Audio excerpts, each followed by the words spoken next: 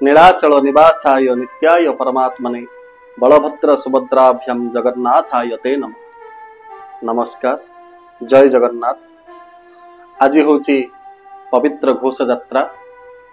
यही घोष यात्रा अवसर में आरके स्पिरिचुअल परिवार तरफ समस्त को शुभेच्छा और शुभकामना। आज हूँ महाप्रभुंकर घोष यात्रा।